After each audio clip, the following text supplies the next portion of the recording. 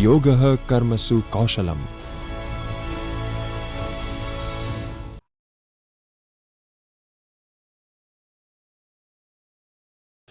नमस्कार, मैं doctor Sandeep Boricha, assistant professor Shrimati MNK Dalal education college for women Ahmedabad. पिछले 14 साल से इस कॉलेज में संस्कृत विषय पद्धति के व्याख्याता के तौर पर कार्यरत हूँ। अपने सेशन की शुरुआत करने से पहले मैं सबसे पहले human resource development centre of Gujarat university के डायरेक्टर एवं प्रोफेसर डॉक्टर जगदीश जोशी जी का शुक्रिया अदा करता हूँ कि जिन्होंने आज मुझे अपने विचारों को प्रस्तुत करने का एक अवसर प्रदान किया है। साथ में ही रिफ्रेशर कोर्स के coordinator doctor AJ Bharwad sir का भी मैं शुक्रिया अदा करता हूँ कि जिन्होंने मुझे आपके साथ अपने विचारों की प्रस्तुति कर सकूँ। वैसे आज के हमारे सेशन का जो टॉपिक है वो है भारतीय भाषाओं, संस्कृति एवं कला का संरक्षण एवं संवर्धन।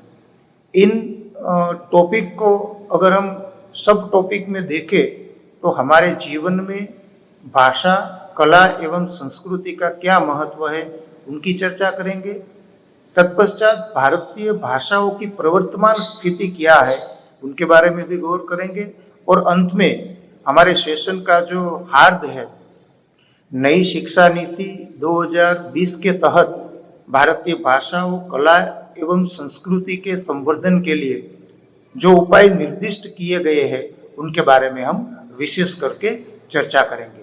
इस सेशन की अगर हम लर्निंग आउटकम की बात करें, अध्ययन निष्पत्ति की बात करें, तो इस सेशन के अंत में सभी अध्यापक मानव जीवन में भाषा, संस्कृति एवं कला का क्या महत्व है उनके बारे में बता सके।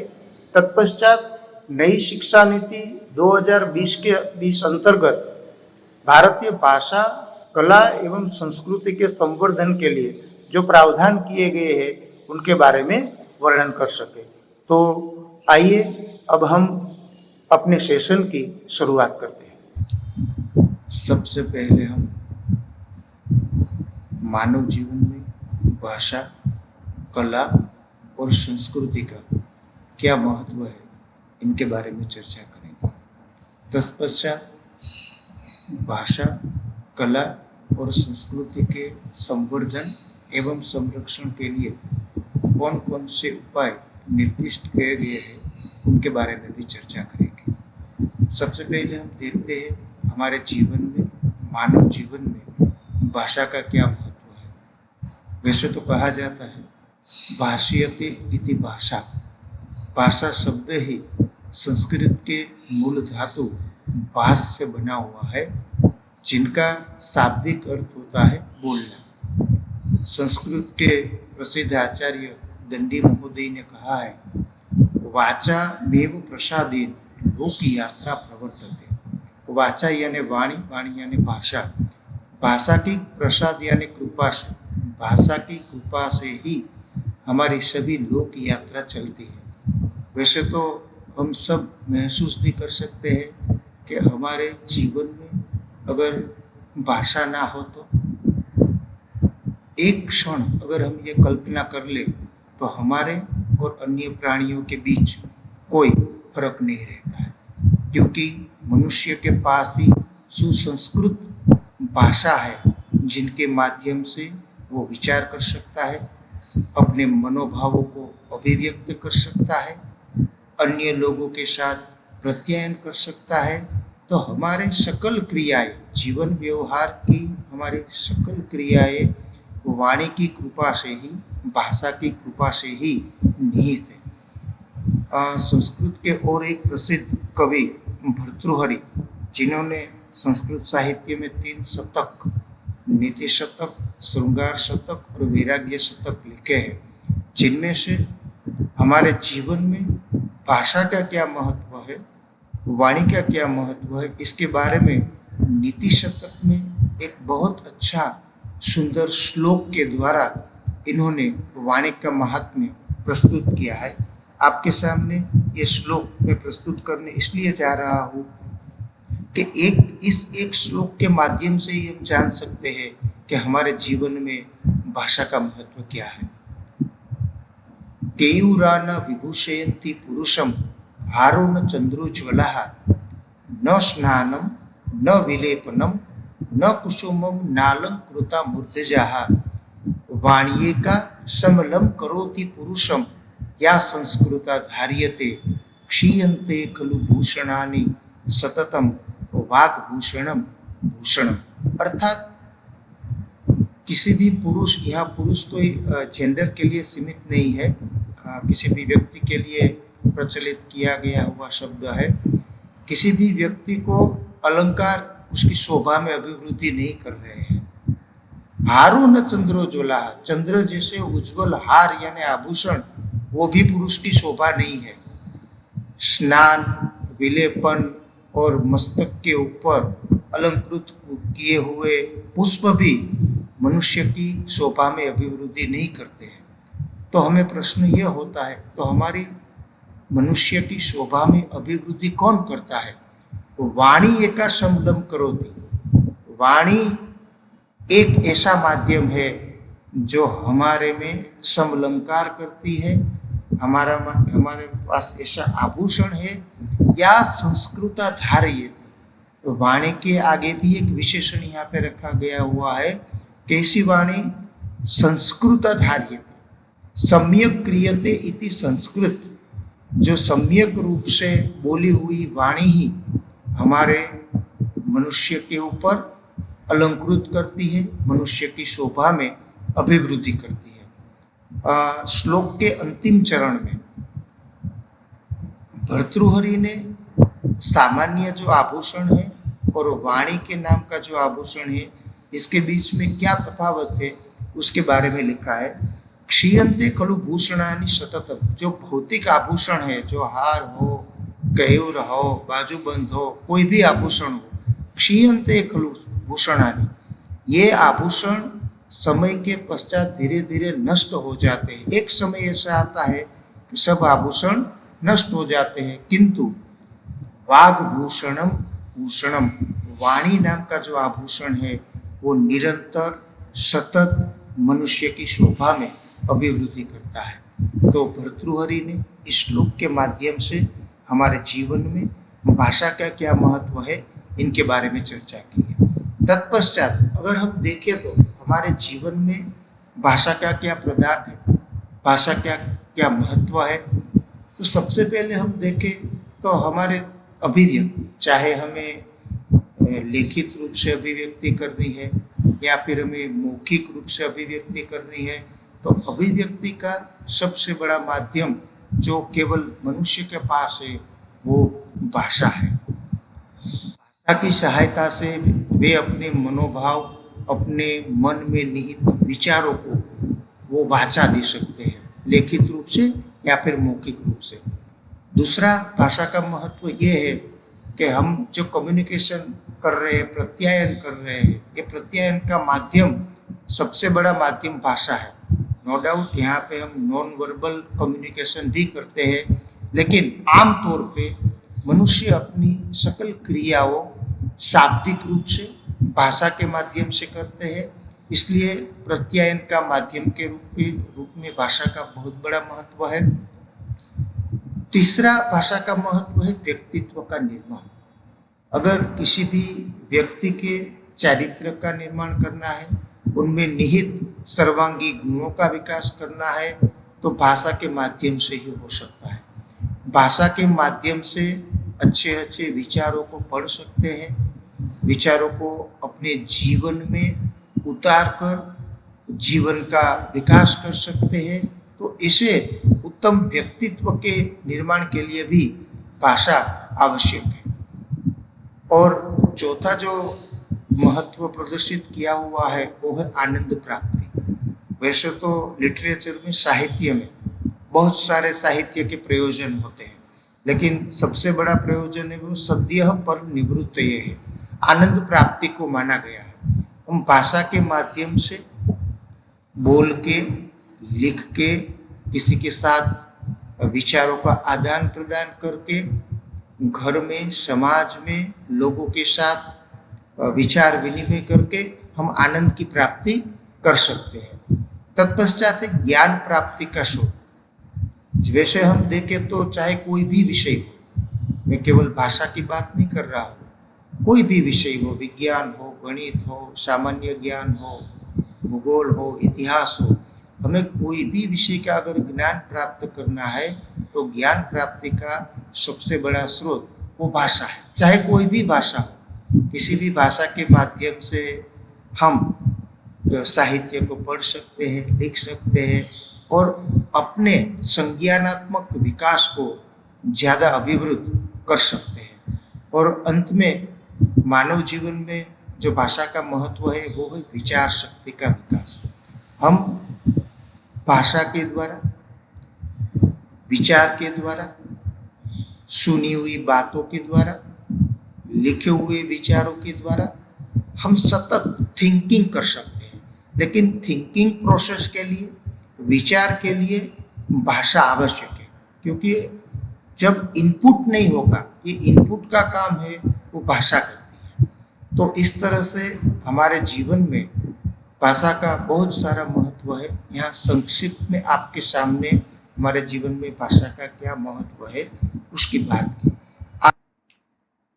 मानव जीवन में भाषा का क्या महत्व है, इसके बाद हमारे जीवन में कला का क्या महत्व है, इसकी हम बात करेंगे।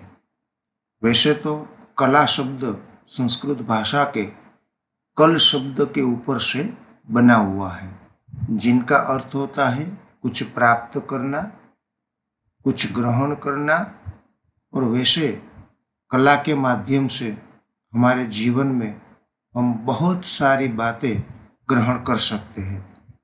जब हम कला शब्द सुनते हैं तो हमारे सामने सबसे पहले सौंदर्य की उपासना ऐसी छवि चित्रित हो जाती है, क्योंकि सौंदर्य का संबंध हमारे हृदय की उर्मियों के साथ जुड़ा हुआ है। और वैसे भी कला की दुनिया निरंतर आनंद से भरी हुई है। इसी वजह से मनुष्य अपने जीवन को सुखी एवं समृद्ध बनाने के लिए कला की उपासना करते हैं। प्राचीन भारतवर्ष में भी कलाओं का शिक्षण बहुत प्रचलित था। वैसे हमारे यहाँ जो प्राचीन विद्यापीठ थी, विश्वविद्यालय थे, उसमें कई विश्वविद्यालय ऐसे भी थे जो केवल कला के शिक्षण का ही काम कर रहे थे।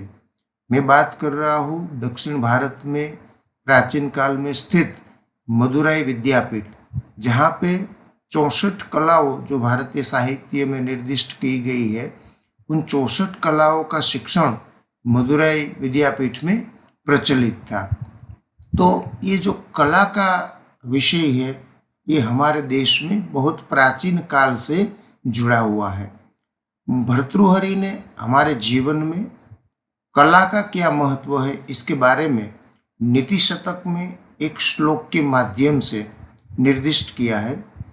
साहित्य संगीत कला विहीन साक्षात पशु पुच्छ विषाणहीन तृणम न खादनपि जीवमान तद भाग ध्येयम परमम पशुनाम।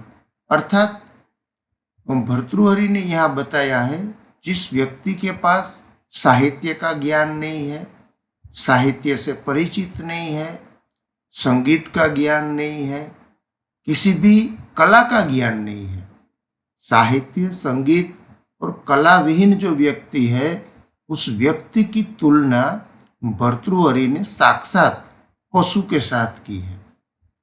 और पशु भी कैसा? जिनका पूंछ और सींग न हो, ऐसे पशु के साथ बिना साहित्य के, बिना संगीत के, बिना कला वाले व्यक्ति की तुलना की है। आगे भर्तृहरि कहते हैं ये ऐसा पशु है। सामान्य तौर पे सभी पशु तृणम यानी घास खाकर अपना जीवन यापित करते हैं, लेकिन ये ऐसा पशु है, तृणम न खादनपि जीवमानो, घास नहीं खा रहा है फिर भी ये जी रहा है।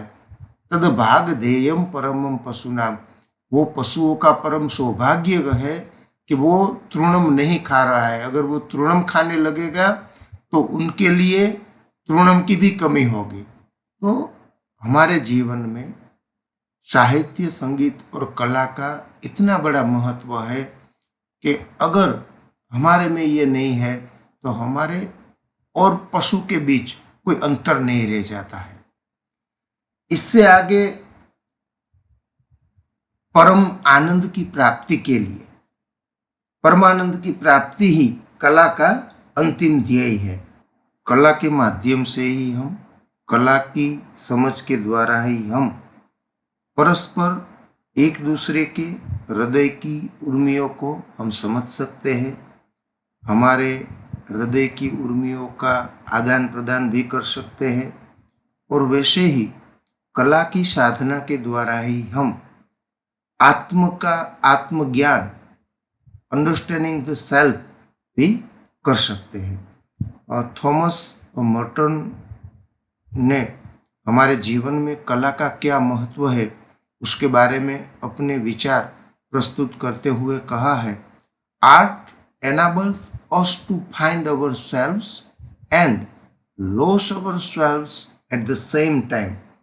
थॉमस मार्टन के इस प्रसिद्ध वाक्य के आधार पर हमारे जीवन में कला का क्या महत्व है वो प्रस्तुत किया गया है।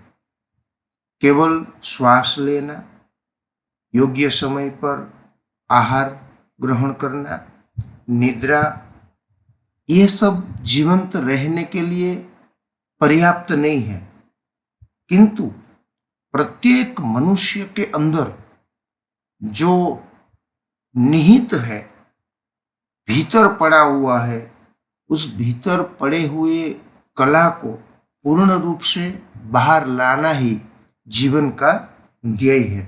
क्योंकि मनुष्य के पास संवेदनशील मन है, रुजु हृदय है और तीव्र अनुभूति का एक विश्व है।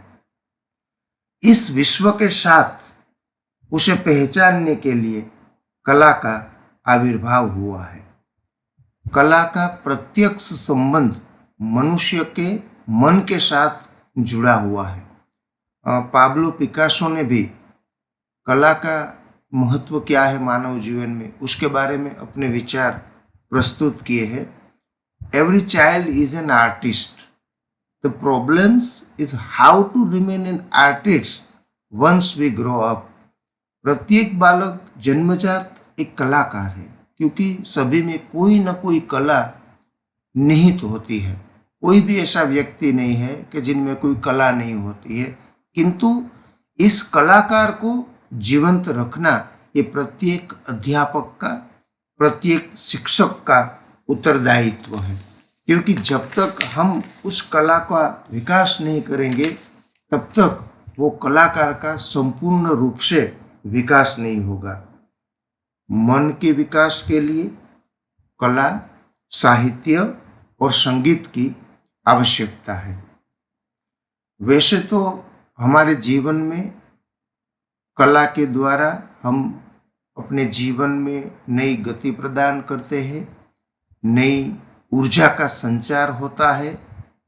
इसीलिए तो संस्कृत में कहा गया है, कला विहीनम नरः पशु समान। अगर हमारे में कला नहीं है तो मनुष्य और पशु के बीच में कोई अंतर नहीं है। परम आनंद की प्राप्ति के लिए ही हम कला की साधना करते हैं। आगे हमने साहित्य के प्रयोजन के बारे में भी चर्चा की। कोई न कोई कला के माध्यम से प्राचीन भारतवर्ष में 64 कलाओं का शिक्षण प्रचलित था। तो इनमें से किसी भी कला के माध्यम से हम आनंद की प्राप्ति कर सकते हैं। हमारे हृदय का विकास, हमारे उर्मियों का विकास, हमारे भावनात्मक पक्ष का विकास कला के माध्यम से ही संभव है। वैसे कोई भी कला की साधना के माध्यम से हमारे जीवन को हम नवपल्लवित कर सकते हैं। साथ में कला की शिक्षा के माध्यम से हमारे में जो क्रिएटिविटी, सृजनात्मकता है, मौलिकता है और जो कल्पना शक्ति है, उसका हम विकास कर सकते हैं। कला के द्वारा मनुष्य अपने कल्पना के विश्व में विहार कर सकता है, अपनी जो मानसिक चेतना है उसे जागृत करके सृजनात्मकता का विकास भी कर सकता है। अंत में हम कह सकते हैं कला मनुष्य के मन को दिशा प्रदान करती है और मनुष्य के साथ मनुष्य को जोड़ने का काम कला करती है। प्रत्येक समाज को अपनी संस्कृति एवं सभ्यता होती है। मानव जीवन में संस्कृति का क्या महत्व है उसे जानने के लिए ये कहा गया है, भारतवर्षे द्वयम इह परिरक्ष्य संस्कृति ही च संस्कृति। अगर भारत के बारे में हमें जानना है, भारतवर्ष के बारे में जानना है, तो दो चीजों को जानना बहुत जरूरी है। वो है भारतीय संस्कृति और संस्कृत भाषा। इन दो की वजह से ही भारत समग्र विश्व में प्रख्यात है। जब हम बात कर रहे हैं भारत को विश्व गुरु बनाने की, तो विश्व गुरु बनाने की जो क्षमता है वो भारतीय संस्कृति और संस्कृत साहित्य में निहित है।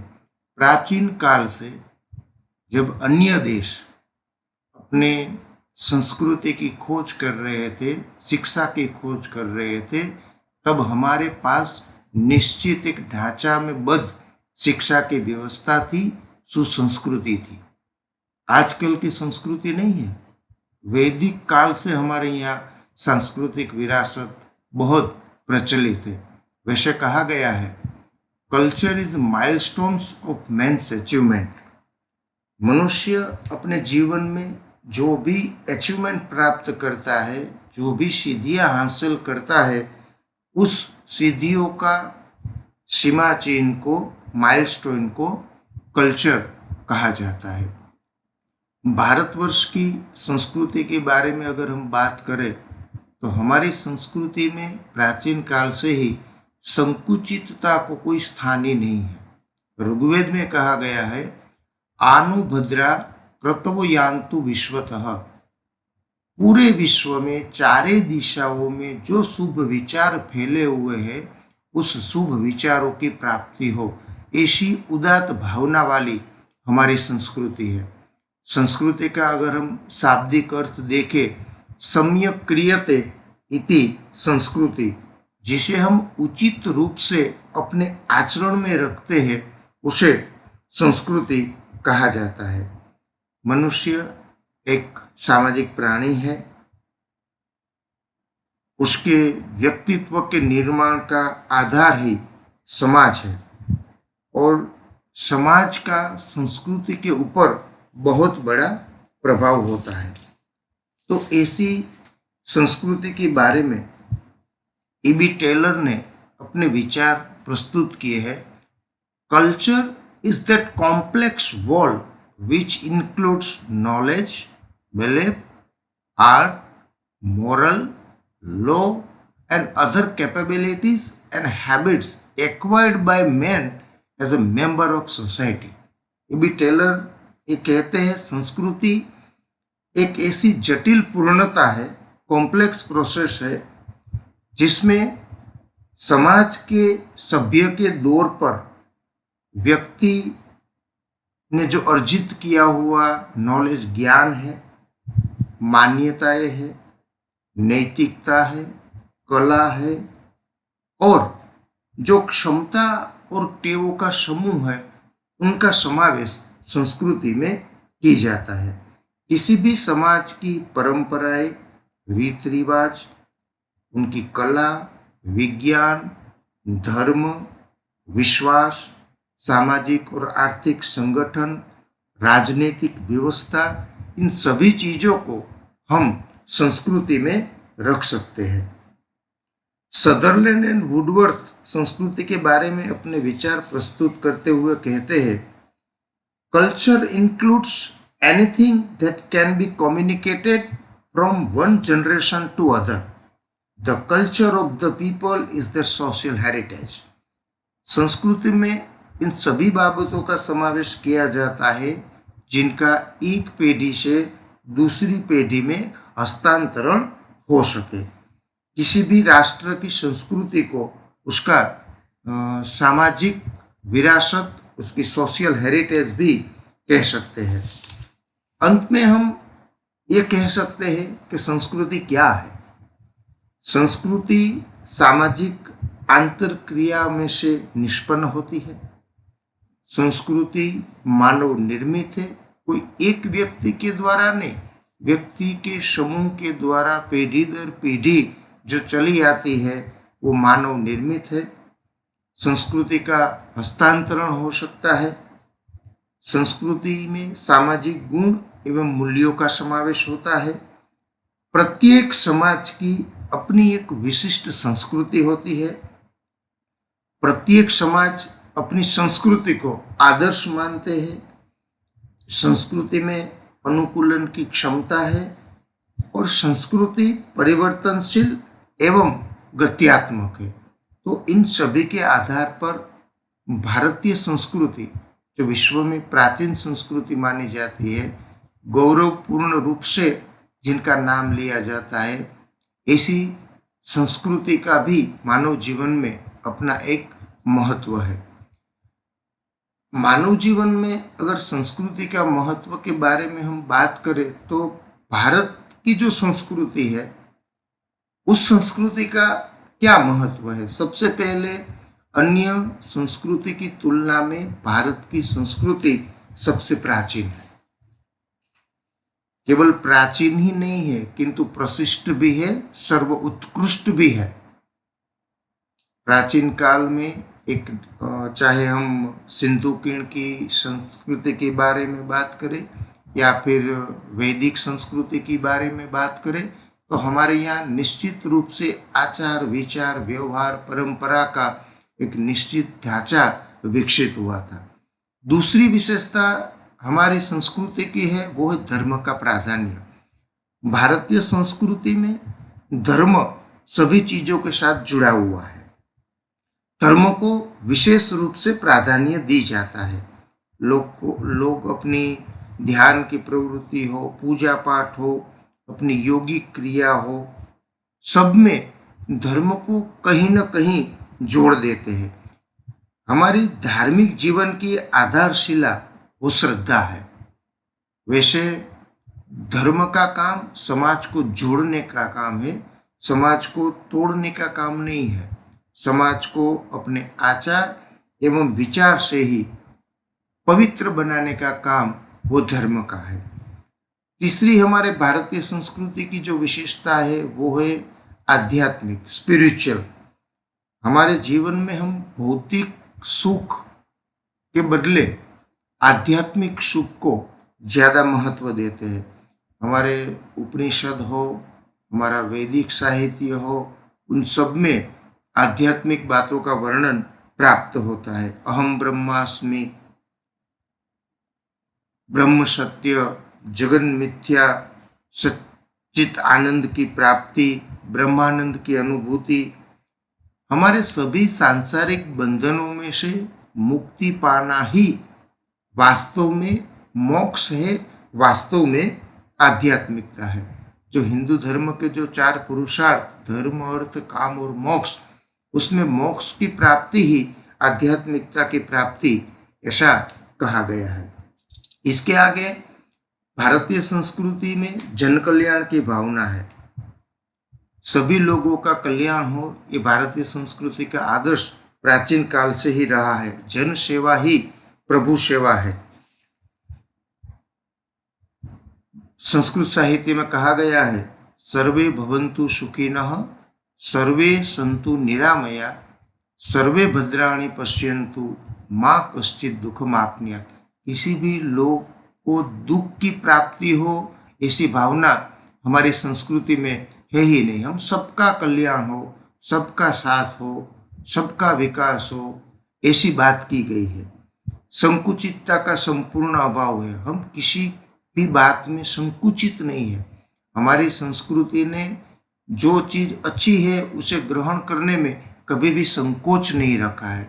और अंत में विविधता में एकता, ये तो हमारा देश में हम देख सकते हैं सभी जगह इतनी डाइवर्सिटी है, इन डाइवर्सिटी में भी यूनिटी का दर्शन हम कर सकते हैं। यहाँ पे मैं अपनी संस्कृति की बात कर रहा हूँ तो मुझे ऋग्वेद का एक श्लोक आपके सामने प्रस्तुत रखने की इच्छा हो रही है। उसमें हमारा लोकशाही का आदर्श की बात की गई है। वैसे तो हम जब भी डेमोक्रेसी की बात करते हैं तो अब्राहम लिंकन को याद करते हैं, लेकिन मैं ये कहना चाहता हूँ कि हमारे संस्कृति में 3000 वर्ष पूर्वे लोकशाही क्या है उनकी बात की गई है। लेकिन हम अपनी संस्कृति को भूल गए हैं, हम अपनी संस्कृति को आज याद नहीं कर रहे हैं। ऋग्वेद में कहा गया है, सम गच्छध्वम सम वदध्वम शंभु मनांसी जानताम देवा भागम यथा पूर्वे सम जानाना उपासते। हम सब साथ चले, हम सब साथ में बोले, स्वतंत्रता पूर्वक हम वाणी की अभिव्यक्ति कर सके। जो भी क्रिया का फल है वो निश्चित रूप से हम सब में बांटे, ऐसी भावना ऋग्वेद में प्राचीन काल में की गई है। तो हमारे जीवन में ये संस्कृति ही हमारा व्यक्तित्व के निर्माण में आधारभूत तत्व है। भारतीय भाषाओं, संस्कृति और कला का संरक्षण एवं संवर्धन के लिए राष्ट्रीय शिक्षा नीति 2020 नेशनल एजुकेशन पॉलिसी 2020 में बहुत सारे सुझाव रखे गए हैं। ये राष्ट्रीय शिक्षा नीति 2020 के तहत कई सारे ऐसे मुद्दे हैं जो भारतवर्ष में भारतीय शिक्षा प्रणाली को अमल में लाने के लिए किए गए हैं। इनमें से उच्च शिक्षा में, हायर एजुकेशन में भारतीय भाषाओं का कैसे विकास हो, संस्कृति का कैसे विकास हो, कला का कैसे विकास हो और साथ में उसका रक्षण भी कैसे कर सकते हैं, इनके बारे में रिकमेंडेशन दिए गए हैं। राष्ट्रीय शिक्षा नीति 2020 के चैप्टर 22 में इन सारी चीज़ों को प्रदर्शित किया गया है। और आज हम भारतीय भाषा, संस्कृति और कला के संरक्षण एवं संवर्धन के जो सुझाव है वो NEP 2020 के तहत ही हम देखने वाले हैं। सबसे पहले हमें संस्कृति की भाषाओं का संरक्षण एवं संवर्धन करना चाहिए। भारत संस्कृति का समृद्ध भंडार है जो हजारों वर्ष में विकसित हुआ है और यहाँ की कला, साहित्यिक कृतियाँ, प्रथाएं, परंपराओं, भाषाएं, अभिव्यक्ति, कलाकृतियाँ, ऐतिहासिक एवं सांस्कृतिक धरोहरों के स्थलों इत्यादि में परिलक्षित होता हुआ दिखता है। भारत में भ्रमण करना, अतिथि देवो भव, अतिथि सत्कार का अनुभव लेना, भारत के खूबसूरत हस्तशिल्प एवं हाथ से बने कपड़ों को खरीदना, भारत के प्राचीन साहित्य को पढ़ना, योग एवं ध्यान का अभ्यास, भारतीय दर्शन शास्त्र का अभ्यास, इन सभी के माध्यम से दुनिया भर में करोड़ों लोग प्रतिदिन इस सांस्कृतिक विरासत में सम्मिलित होते हैं, इसका आनंद उठाते हैं। यही सांस्कृतिक एवं प्राकृतिक संपदा है जो भारत को इनक्रेडिबल इंडिया, अतुल्य भारत बनाती है। भारत की इस सांस्कृतिक संपदा का संरक्षण, संवर्धन एवं प्रसार देश की प्राथमिकता होनी चाहिए। भारतीय कला एवं संस्कृति का संवर्धन न सिर्फ राष्ट्र के लिए किंतु व्यक्ति के लिए भी महत्वपूर्ण है। बच्चों में अपनी निजी पहचान हो, अपनेपन का भाव हो, अन्य संस्कृति को जान सके, अन्य संस्कृति को पहचान कर उनकी सराहना का भाव पैदा हो, इसके लिए सांस्कृतिक जागरूकता एवं अभिव्यक्ति जैसी क्षमताओं का बच्चों में विकास होना जरूरी है। बच्चे में अपनी सांस्कृतिक इतिहास, कला, भाषा, परंपरा, भावना और ज्ञान के विकास के द्वारा ही सकारात्मक सांस्कृतिक पहचान और आत्मसम्मान बच्चों में निर्मित किया जा सकता है। इसलिए व्यक्तिगत एवं सामाजिक कल्याण के लिए सांस्कृतिक जागरूकता और अभिव्यक्ति का योगदान महत्वपूर्ण है। साथ में संस्कृति का प्रचार करने का सबसे प्रमुख माध्यम कला है। कला सांस्कृतिक पहचान, जागरूकता को समृद्ध करने और समुदाय को उन्नत करने के अलावा व्यक्ति में इंटेलेक्चुअल संज्ञानात्मक और सृजनात्मक क्षमता को बढ़ाने तथा व्यक्तिगत प्रसन्नता को बढ़ाने का भी काम कर रही है। भारतीय कलाएं प्रारंभिक बाल्यावस्था, देखभाल व शिक्षा से आरंभ करते हुए शिक्षा के सभी स्तरों पर छात्रों को प्रदान करनी चाहिए। संस्कृति भाषाओं में समाहित है। भाषा के बिना संस्कृति का विकास संभव नहीं है। भाषा निसंदेह कला एवं संस्कृति से अटूट रूप से जुड़ी हुई है। दुनिया को भिन्न तरीके से देखती है, इसलिए मूल रूप से किसी भी भाषा को बोलने वाला व्यक्ति जब अपने अनुभवों को कैसे समझता है, किस प्रकार ग्रहण करता है, किस प्रकार भाषा में बात करता है, उसी से ही उसकी संस्कृति का पता लग जाता है। अतः संस्कृति हमारी भाषाओं में समाहित है। साहित्य, नाटक, संगीत, फिल्म आदि के रूप में कला की पूरी तरह सराहना करना बिना भाषा के संभव नहीं है। संस्कृति के संरक्षण, संवर्धन और प्रसार के लिए हमें अपनी जो कल्चर की लैंग्वेज है, हमारी जो प्रादेशिक भाषाएं हैं, हमारी जो लोक भाषाएं हैं, उनका संरक्षण एवं संवर्धन करना जरूरी है। भारतीय भाषाओं के बारे में यूनेस्को ने अपने एक रिपोर्ट में गत 50 साल में भारतीय भाषाओं की स्थिति क्या है वो हम देख सकते हैं। India has more endangered language than any other country। अन्य देशों की तुलना में भारतीय भाषाओं की दुर्दशा हम देख सकते हैं। दुर्भाग्य से भारतीय भाषाओं को समुचित ध्यान और देखभाल नहीं मिल पाई है, जिसके तहत देश में विगत 50 साल में यूनेस्को ने अपने रिपोर्ट में तो 197 भाषाओं को मृतप्राय की स्थिति में रखा है, किंतु 220 भाषाओं को हमने खो दिया है, लुप्तप्राय घोषित कर दिया है यूनेस्को ने। आप सोच सकते हो कि किसी भी भाषा को लुप्तप्राय करना यानी किसी भाषा के आधारित संस्कृति का नष्ट हो जाना, इनसे देश को बड़ा नुकसान होता है। विभिन्न भाषाएं विलुप्त होने के कगार पर है। विशेषतः जिन भाषाओं को लिपि नहीं है वो भाषा आज मृतप्राय की, लुप्तप्राय की स्थिति पे आकर खड़ी है।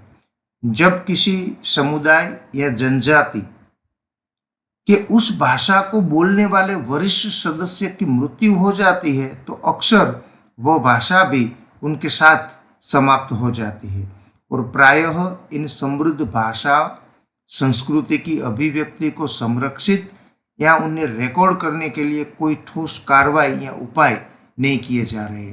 हम गुजरात के बारे में अगर बात करें तो गुजरात में कच्छी भाषा बोली जाती है जिसकी लिपि नहीं है। तो क्या होगा, जब ये लोग बोल रहे हैं तब तक भाषा का अस्तित्व है, लेकिन एक स्टेज ऐसा आता है कि जब भाषा बोलने वाले लोग की मृत्यु हो जाती है तो उनके मृत्यु के साथ ही ये भाषा नष्ट हो जाती है और भाषा नष्ट होने से संस्कृति भी नष्ट हो जाती है। तो आज ये भारतीय शिक्षा की ये दुर्दशा हमारे सामने देख सकते हैं कि यूनेस्को के रिपोर्ट के अलावा भी और 23 भाषाएं जिसे हम लुप्तप्राय की कैटेगरी में घोषित किया गया। यूनेस्को ने जो 197 भाषाओं को लुप्तप्राय रखा है, इनके अलावा भी भारतीय आधिकारिक रूप से जो 8वीं अनुसूची की 22 भाषाएं हैं, वो भी कई प्रकार की कठिनाइयों का सामना कर रही है। भारतीय भाषाओं के शिक्षण और अधिगम को स्कूल एवं उच्चतर शिक्षा के प्रत्येक स्तर के साथ एकीकृत करना, इंटीग्रेट करना बहुत आवश्यक है। भाषाएं प्रासंगिक और जीवंत बनी रहे, इसके लिए इन भाषाओं में उच्च गुणवत्तापूर्ण अधिगम एवं प्रिंट सामग्री का सतत प्रवाह बने रहना चाहिए। NEP 2020 में प्रादेशिक भाषाओं में लर्निंग मटेरियल को प्रिंट मटेरियल ज़्यादा से ज़्यादा प्रादेशिक भाषा में निर्मित हो, इनके ऊपर जोर दिया गया है। इन प्रिंट और लर्निंग मटेरियल में पाठ्य पुस्तक, संदर्भ पुस्तकें, वीडियोस, नाटक, कविताएं, उपन्यास, पत्रिकाएं आदि शामिल है। साथ में भाषा के लिए शब्दकोश और शब्द भंडार को आधिकारिक रूप से लगातार अपडेट एवं अद्यतन होता रहना चाहिए और उसका व्यापक प्रसार भी करना चाहिए, ताकि इन अवधारणाओं के आधार पर इन भाषा में जो नए शब्द ऐड हो रहे हैं, इनसे सब लोग परिचित हो सके। दुनिया भर के अन्य कई देशों में प्रादेशिक भाषाओं में अध्ययन और मुद्रित सामग्री का निर्माण का कार्य चल रहा है, चाहे अंग्रेजी हो, फ्रेंच, जर्मन, जापानी, चाइनीज इत्यादि भाषाओं में प्रादेशिक भाषाओं में बहुत सारे लर्निंग मटेरियल अवेलेबल है। भारत में ये काम हो रहा है, नहीं हो रहा है ऐसा नहीं है, किंतु इनकी जो गति है वो अन्य देश की तुलना में काफ़ी धीमी है। अतः NEP के अंतर्गत ये प्रावधान किया गया है कि प्रादेशिक भाषा में लर्निंग मटेरियल एवं प्रिंट मटेरियल का निर्माण हो। साथ में भारत में अगर हम भाषा स्थिति की बारे में बात करें तो सबसे बड़ा चेंज लाना है, वो है भाषा शिक्षण में बदलाव। आज हम देख रहे हैं भारत में अच्छे भाषा के शिक्षकों की कमी है। कोई भी शिक्षक हो, पहले वो भाषा का ही शिक्षक होता है, अच्छे भाषा के शिक्षक की कमी है। क्यों हम इसके बारे में चर्चा विचार नहीं कर रहे हैं? क्यों भाषा का शिक्षक भाषा पढ़ाता है लेकिन उसी भाषा में बोल नहीं सकता है? वैसे कहा गया है कि भाषा शिक्षण यानी क्या, तो कोई भी व्यक्ति किसी भी भाषा में श्रवण, कथन, वाचन और लेखन की क्षमता प्राप्त कर सके, उसे भाषा का ज्ञान है, ऐसा हम कह सकते हैं। लेकिन परंपरागत रूप से भाषा शिक्षण चला आ रहा है, केवल श्रवण और लेखन के ऊपर जोर दिया जा रहा है। जो अभिव्यक्ति लक्षी कौशल है, वाचन कौशल की बात हो, कथन कौशल की बात हो, उनके ऊपर ज्यादातर जोर नहीं दिया जा रहा है। केवल परंपरागत प्रथाएं चल रही है, उनकी वजह से बच्चे अच्छी तरह से भाषा के ऊपर पूर्ण प्रभुत्व प्राप्त नहीं कर सकते हैं। तो राष्ट्रीय शिक्षा नीति 2020 में भाषा शिक्षण में बदलाव लाने की बात की है। भाषा शिक्षण को अनुभव आधारित अंतरक्रियात्मक बनाने का सुझाव रखा गया है, क्योंकि जब तक भाषा में इंटरेक्शन नहीं होगा तब तक भाषा के ऊपर पूर्ण रूप से प्रभुत्व प्राप्त नहीं किया जा सकेगा। इसलिए भाषा शिक्षण को अधिक अनुभव आधारित बनाने का सुझाव किया गया है। भाषा में बातचीत के द्वारा ही भाषा के शिक्षण की शुरुआत हो, इंटरेक्शन ज़्यादा हो, इन क्षमताओं पर ध्यान देने की बात की गई है। केवल वोकेबुलरी, लिटरेचर और ग्रामर को ही नहीं पढ़ाना है, भाषा को पढ़ाना है। ये बात राष्ट्रीय शिक्षा नीति 2020 में की गई है। भाषा को अधिक व्यापक रूप में बातचीत में लाने के लिए, शिक्षण की अध्ययन प्रक्रिया में लाने के लिए हमें ये भाषा शिक्षण में बदलाव लाना आवश्यक है। अभ्यासक्रम में बहुभाषिता, संगीत, कला एवं हस्तकौशल को प्रोत्साहन देने की भी बात की गई है। सभी स्कूली स्तर पर संगीत, कला और हस्तकौशल पर बल देना और बहुभाषिता को प्रोत्साहित करने के लिए त्रिभाषा फॉर्मूला का जल्द क्रियान्वयन हो, ऐसी बात की गई है। 1964-66 में डॉक्टर दौलत सिंह कोठारी के अध्यक्ष में जो कमीशन बना हुआ था, उसमें ट्राई लैंग्वेज फॉर्मूला दी गई थी, त्रिभाषा सूत्र की बात की गई थी। क्योंकि आज हमारे यहाँ जो बच्चे पढ़ रहे हैं वो एक साथ कई भाषाओं जान रहे हैं, 2 या 3 भाषाओं का ज्ञान उसके पास है। तो अभ्यासक्रम में बहुभाषिता के ऊपर ज़्यादा जोर हो, इसलिए ट्राई लैंग्वेज फॉर्मूला का जल्द ही अमल होना आवश्यक है। उसमें स्थानीय भाषा की बात है, देश की भाषा की बात है। स्पष्ट किया गया है कि 2 भाषाएं भारतीय भाषा होनी चाहिए इन 3 भाषाओं में, और 1 भाषा विदेशी भाषा हो सकती है। तो इन त्रिभाषा फॉर्मूला है उनका जल्द से क्रियान्वयन हो, जिससे मातृभाषा एवं स्थानीय भाषा के साथ साथ हम अन्य भाषा का शिक्षण भी प्राप्त कर सकें। उत्कृष्ट स्थानीय कलाकार, लेखक, हस्तकलाकार एवं अन्य विशेषज्ञों को विभिन्न विषय में विशिष्ट प्रशिक्षक के रूप में स्कूल के साथ जोड़ना होगा। हमारी पाठ्यचर्या हो, मानविकी विज्ञान हो, कला, हस्तकला और खेल में पारंपरिक भारतीय ज्ञान का समावेश करना होगा।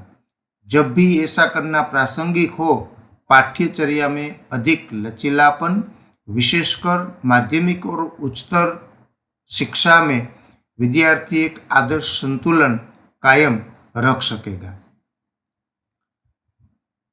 माध्यमिक एवं उच्चतर माध्यमिक स्तर के साथ साथ उच्च शिक्षा में भाषा एवं कला का शिक्षण किस प्रकार दिया जा सकता है, उसके बारे में NEP 2020 में बताया गया है कि भारतीय भाषाओं, तुलनात्मक साहित्य, सृजनात्मक लेखन, कला, संगीत, दर्शन शास्त्र आदि के सशक्त विभागों एवं कार्यक्रमों को देश भर में शुरू किया जाएगा। हायर एजुकेशन में इस तरह के विभिन्न विषय के भारतीय विषय के अनुरूप अन्य कार्यक्रमों को शुरू किया जाएगा। इन कार्यक्रमों को इंटीग्रेटेड कोर्स के साथ 4 वर्षीय BA BEd BSc BEd जो कोर्स है उनके साथ विकसित किया जाएगा। इस कार्यक्रम के माध्यम से विशेष रूप से उच्चतर योग्यता वाले भाषा शिक्षकों को भी तैयार किया जाएगा, जिनकी देश भर में आज आवश्यकता है। स्थानीय संगीत, कला, भाषा एवं हस्तशिल्प को प्रोत्साहित करने के लिए, ये सुनिश्चित करने के लिए छात्र जहाँ पर अध्ययन कर रहे हैं वहाँ की संस्कृति एवं स्थानीय ज्ञान को जानना आवश्यक होगा। राष्ट्रीय शिक्षा नीति 2020 अंतर्गत आगे भाषा के विकास के लिए कहा गया है, शिक्षा के माध्यम के रूप में भारतीय भाषाओं का विकास करना। आज हम देख रहे हैं हमारे यहाँ खास करके उच्च शिक्षा में जो शिक्षा का माध्यम है वो स्थानीय भाषा के बदले अंग्रेजी के ऊपर ज़्यादा जोर दिया जाता है। तो NEP में कहा गया है कि उच्चतर शिक्षण संस्थान या उच्चतर शिक्षा में जो कार्यक्रम है उसमें स्थानीय भाषा यानी मातृभाषा को शिक्षा के माध्यम में रूप में उपयोग करना चाहिए। इनसे एक बहुत बड़ा फायदा ये होगा कि जो उच्च शिक्षा भाषा की वजह से प्राप्त नहीं कर रहे हैं वो लोग स्थानीय भाषा में भी उच्च शिक्षा का ज्ञान प्राप्त कर सकेंगे। केवल स्थानीय भाषा की बात नहीं की है, लेकिन कहा गया है कि द्विभाषित रूप में चला जाएगा। आप अंग्रेजी में भी चलाओ और स्थानीय भाषा में भी चलाओ। इनसे फायदा ये होगा कि नामांकन ज़्यादा होंगे, नामांकन में बढ़ोतरी होगी और इनके साथ साथ भारतीय भाषाओं की मजबूती होगी, उनका उपयोग ज़्यादा होगे और भाषा की जीवंतता को प्रोत्साहन मिल सके। मातृभाषा एवं स्थानीय भाषा को शिक्षा के माध्यम के रूप में इस्तेमाल किया जाएगा और बढ़ावा भी दिया जाएगा। जो इंटीग्रेटेड 4 ईयर बीएड कोर्स है, बीएससी बीएड और बीए बीएड का कोर्स है, वो भी 2 भाषाओं में चला जाएगा, जिनकी बदौलत स्थानीय भाषा में और अन्य जो भाषा में प्रचलित है वो शिक्षक तैयार हो सकेंगे। इसके लिए भाषा एवं कला आधारित कार्यक्रमों का निर्माण भी करना होगा।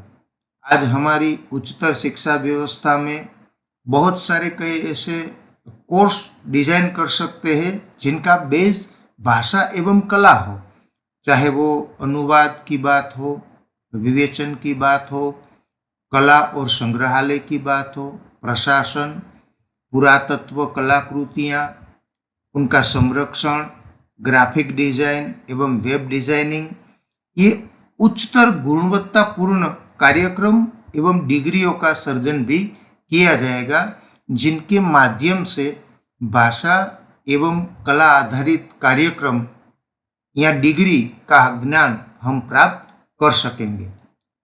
अपनी कला एवं संस्कृति को संरक्षित करने और बढ़ावा देने के लिए विभिन्न भारतीय भाषाओं में उच्चतर गुणवत्ता वाली सामग्री विकसित करना, कलाकृति का संरक्षण करना, संग्रहालय और विरासत या पर्यटन स्थलों को चलाने के लिए उच्चतर योग्यता प्राप्त व्यक्ति का विकास करना काफ़ी हमारे पर्यटन उद्योग को मजबूत बना सकती है।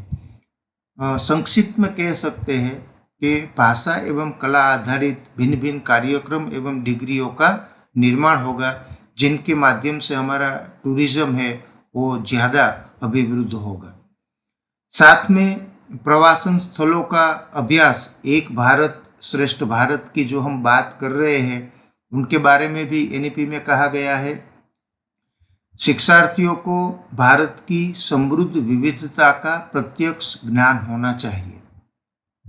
छात्रों द्वारा देश के विभिन्न हिस्सों में भ्रमण करने जैसी सरल गतिविधियों को शामिल हमारे अभ्यासक्रम में, हमारे कार्यक्रमों में करना होगा, जिससे न केवल पर्यटन को बढ़ावा मिलेगा किंतु भारत के विभिन्न हिस्सों की जो विविधता है, जो संस्कृति है, जो परंपरा है और जो ज्ञान है उनको प्राप्त होगा और उनकी सराहना होगी। एक भारत एक श्रेष्ठ भारत के तहत इस दिशा में देश के 100 पर्यटन स्थलों की पहचान की जाएगी, जहां शिक्षण संस्थान है। इन क्षेत्रों के बारे में ज्ञानवर्धन के लिए स्थल, उनका इतिहास, उनका वैज्ञानिक योगदान, परंपरा, स्वदेशी साहित्य आदि का अध्ययन के लिए बेच सकते हैं। कला एवं भाषा के द्वारा रोजगार का सर्जन।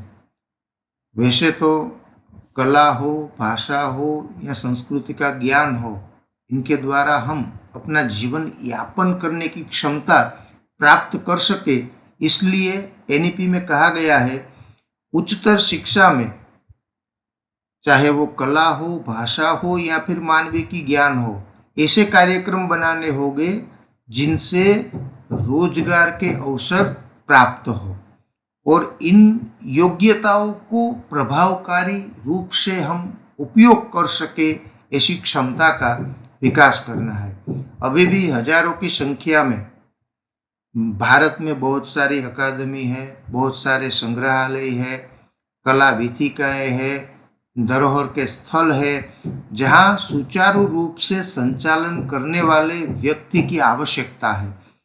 तो इन जगह पर हम इन लोगों को प्रशिक्षित करके रोजगारी का अवसर प्रदान करवा सकते हैं। इनके अलावा आज हम देखें तो संग्रहालय है, ई संग्रहालय है, वीथिकाएँ है, जो हमारे विरासत के स्थल है और जो पर्यटन के स्थल है, उन सभी जगह पर कला और भाषा के ज्ञान के आधारित लोग रोजगार प्राप्त कर सकेंगे। भारतीय भाषाओं का विकास करने के लिए भारत शीघ्र ही अनुवाद और विवेचन से संबंधित जो प्रयास है उसका विस्तार करेंगे।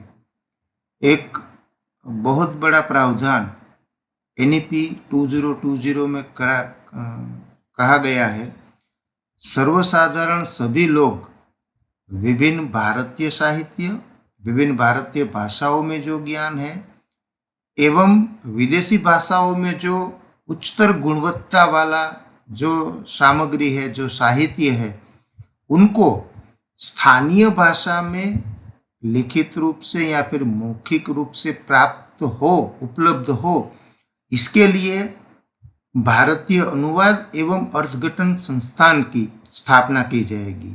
Institute of translation and interpretation IITI की स्थापना की जाएगी, जिनकी वजह से विश्व के और भारत के अन्य भाषाओं में जो लिपिबद्ध साहित्य है उनका स्थानीय भाषा में सामान्य वाचक उसका ज्ञान प्राप्त कर सकेंगे। इस प्रकार का संस्थान देश के लिए महत्वपूर्ण सेवा प्रदान करेगा। साथ ही अनेक बहुभाषा भाषी और विषय विशेषज्ञ तथा अनुवाद एवं व्याख्या के विशेषज्ञों को नियुक्त करेगा, जिससे सभी भारतीय भाषाओं को प्रसारित और प्रचारित करने में मदद मिलेगी। IIT को अपने अनुवाद एवं विवेचन व्याख्या करने के प्रयासों को अधिक सुचारू रूप से चलाने के लिए प्रौद्योगिकी का, टेक्नोलॉजी का भी ज़्यादातर उपयोग करेगी। इसलिए अनुवाद को बढ़ावा देने के लिए ये भारतीय अनुवाद एवं अर्थघटन संस्थान की स्थापना का प्रावधान किया गया है। साथ में एक ध्यानाकर्षक बात है NEP 2020, उनमें कहा गया है संस्कृत के अध्ययन को प्रोत्साहन देना चाहिए। वैसे तो हमारी प्राचीन भाषा संस्कृत है, सभी भाषाओं की जननी संस्कृत भाषा है। प्राचीन भारत से हम सब भारतीय संस्कृत का ज्ञान प्राप्त कर रहे हैं, तो फिर क्यों NEP 2020 में कहा गया है कि संस्कृत के अध्ययन को ज़्यादा प्रोत्साहन की आवश्यकता है? क्योंकि संस्कृत भाषा के बृहद एवं महत्वपूर्ण योगदान या विभिन्न विद्याएं जो भिन्न भिन्न प्रकार का साहित्य संस्कृत में पड़ा हुआ है, विषयों के साहित्य, सांस्कृतिक महत्व, वैज्ञानिक प्रकृति के चलते संस्कृत को केवल पाठशालाओं एवं विद्यालय तक सीमित नहीं रखना है, उसे मुख्य धारा में शामिल करना होगा। स्कूलों में जो ट्राई लैंग्वेज फॉर्मूला है, त्रिभाषा फॉर्मूला के तहत एक विकल्प के रूप में हम संस्कृत भाषा पढ़ रहे हैं। आज हमारे यहाँ हम थर्ड और फोर्थ लैंग्वेज के रूप में संस्कृत भाषा को पढ़ रहे हैं। इनसे पृथक रूप से नहीं पढ़ाया जाएगा, बल्कि रुचिपूर्ण एवं इनोवेटिव ढंग से समकालीन एवं प्रासंगिक विषयों के साथ जोड़कर संस्कृत का अध्ययन किया जाएगा। गणित की बात हो, खगोल शास्त्र की बात हो, फिलोसॉफी की बात हो, नाटक हो, योग आदि से संस्कृत को जोड़ा जाएगा। यहाँ पे मैं गुजरात टेक्नोलॉजिकल यूनिवर्सिटी GTU ने सांप्रत में ही 15 दिन पहले ही संस्कृत के बेस पर 12 प्रकल्प शुरू किए हैं। सर्टिफिकेट कोर्स 3 मंथ्स के सर्टिफिकेट कोर्स किए हैं। कैसे कोर्स है? जैसे कि वैदिक गणित, संस्कृत साहित्य में विज्ञान, उपनिषदों में अध्यात्म, ज्योतिष शास्त्र। तो GTU भी आज जो टेक्नोलॉजिकल यूनिवर्सिटी है वो संस्कृत के आधार पर छोटे छोटे त्रिमासिक कोर्स का आयोजन कर रही है, जिनसे वास्तविक रूप में लोग जो संस्कृत में अच्छी बात है उनको जान सके। IIT इंदौर ने भी भूतकाल में एक बहुत अच्छा कोर्स डेवलप किया था, साइंस इन संस्कृत, संस्कृत में विज्ञान। तो इस प्रकार से आधुनिक समय में नए नए प्रकल्प के द्वारा, नए नए कोर्स के द्वारा संस्कृत का वास्तव में व्यवहार में सांप्रत परिस्थिति में क्या उपयोग कर सकते हैं, ऐसे कोर्स डिजाइन करके विशेष रूप से हमारे विषयों के साथ जोड़कर अगर हमें उनका ज्ञान प्रदान किया जाएगा तो हम अच्छी तरह से संस्कृत का अध्ययन प्राप्त कर सकेंगे। तत्पश्चात शास्त्रीय भाषा संस्थानों का विस्तरण। जैसे भारत में बहुत सारी शास्त्रीय भाषाएं हैं, उनका साहित्य है, उनके साहित्य के अध्ययन की संस्थान है, तो उनका विस्तार होगा। जो हजारों पांडुलिपियां हमारी जो मैन्युस्क्रिप्ट है उनको इकट्ठा करना, उसे संरक्षित करना, अनुवाद करना और अध्ययन करने के प्रयासों को मजबूत किया जाएगा। इन सभी प्रकार के संस्थानों में जहाँ पे शास्त्रीय भाषाओं एवं साहित्य पढ़ाया जा रहा है उनका विस्तार किया जाएगा। साथ में जो हस्तप्रत है, अभिलेख है, उनका संग्रह, संरक्षण, अनुवाद एवं अध्ययन के दृढ़ प्रयास किए जाएंगे। देश भर के संस्कृत एवं सभी भारतीय भाषाओं के जो संस्थान एवं विभाग है उनको मजबूत किया जाएगा। साथ में शास्त्रीय भाषाओं के विकास करने के लिए एक बात ये भी की गई है कि भाषाओं के लिए एक नया संस्थान स्थापित किया जाएगा, जिन संस्थानों एवं विश्वविद्यालयों में परिसर में पाली, प्राकृत, फारसी भाषा का संस्थान होगा जो शास्त्रीय भाषाओं का विस्तरण करेगा।